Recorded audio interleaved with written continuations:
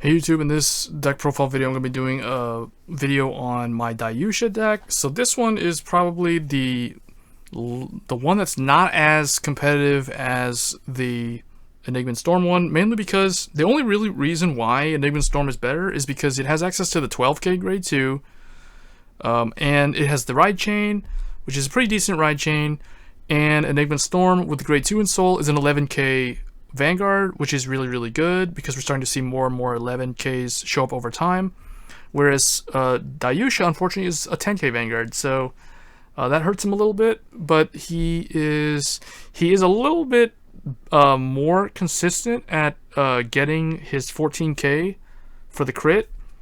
And I thought this deck is a little more unique because I wanted to run stand triggers instead of just either like 9 draw or crits and draws.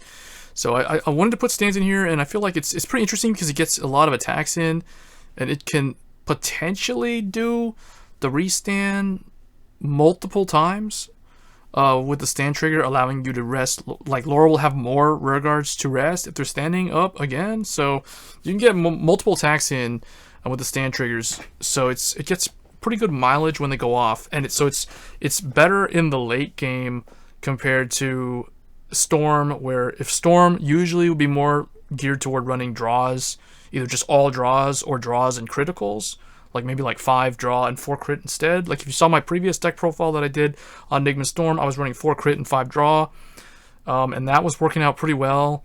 So it's more centerline aggro, whereas this one with the stands can do a little bit more restand capability. But let's go over the choices. So obviously, Super Dimensional Robo Daiyusha, 4 of him. I crafted the 4th one finally. For the longest time, I only had 3 of these. So I was able to drop Enigma and Rain down to 3 from 4, and up Daiyusha up to 4. So Daiyusha is really good. They gave him a really nice Counterblast 2 to get 2k. The original card never had that effect. But he's a really cool classic card. And then the second one, the second grade 3 that's pretty essential is Cosmo Grade. Mainly because he helps Daiyusha get the critical and the 14k. So he's another enabler. So you're going to run max of this. It's not too hard to get. It's rare. Daiyusha is really the only one that's going to be hard because it's triple R to pull him and Laurel. And then we are running Enigma and Rain because we're running stand triggers. It's natural to run Rain in here because Rain, whether or not you have Miracle Beauty on the field, Rain essentially can stand Miracle Beauty or just anything. And if you check a stand and Miracle Beauty is not around, I mean, you're standing other stuff too, right? You can stand a column that way, as long as this effect is live. So stands kind of help this deck quite a bit, actually. Get some extra offensive power in the second half of the game. So Enigma and Rain, and then 2 Miracle Beauty. Because if it's a really natural pick to run Miracle Beauty if you're running Enigma and Rain as another primary Vanguard target. And you can mix up these, whether you want to do like 3 Miracle Beauty and like 2 of this. Because the thing about Miracle Beauty can stand up with Laurel because we run 4 Laurel. So you could effectively stand this at your center column, kind of like effectively turning the deck into Blau in a way. So there is that capability. So you could potentially run more Miracle Beauty, like 3 Miracle Beauty and only 2 Enigma and Rain. So there is that, but Enigma and Rain just gives you more consistency, I feel, because we're running stand triggers. This thing gives you the ability to stand another rear guard as well. So you can stand another rear guard column and potentially put power to that column. If they don't check a trigger, then it's even better. It works out. So you can rack up damage that way. So that's the grade 3 lineup. For grade 2s, we run 4 Cosmo Beak. It's essential for Daiyusha to have the critical. So you got to run 4 of it, or as many copies as you have of it. None of these are budget decks, by the way. All of these assume that you've like opened like 200 packs or something and got relatively lucky on this particular clan. Next we have 4 Die Lady, same deal. I mean, it works really good with Enigma and Rain because Enigma and Rain only needs 2k, so this thing gives 3k. So 4 of that. And then you could run 4 Grander. I don't like him because he's 8k. But when he attacks, the Vanguard gets 2k, so it works really, really good with Enigma and Rain. That's the other reason why I'm running more Enigma and Rain over Miracle Beauty.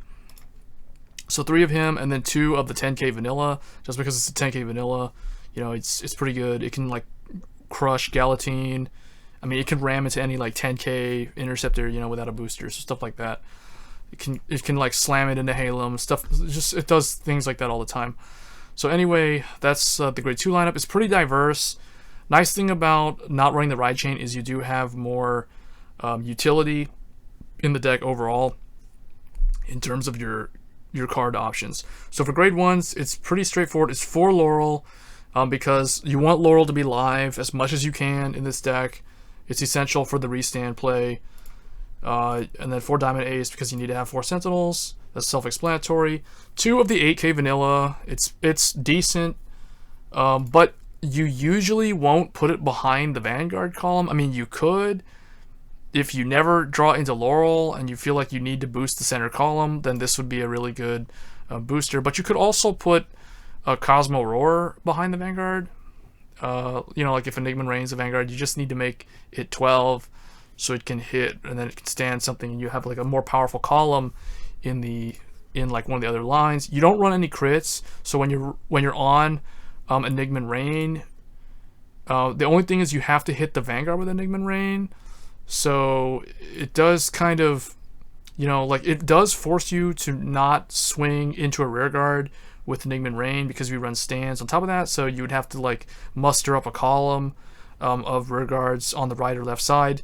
However, having said that, the thing is you got to remember that you're running stand triggers, so there is always that probability that you'll be able to restand that column with Enigma Rain and a stand trigger. So, and if it's Miracle Beauty, then in the late game where you're running low on intercepts and this is on the field, then you don't need to worry too much about the stand trigger because Enigma Rain will just stand the whole column anyway because of Miracle Beauty's effect.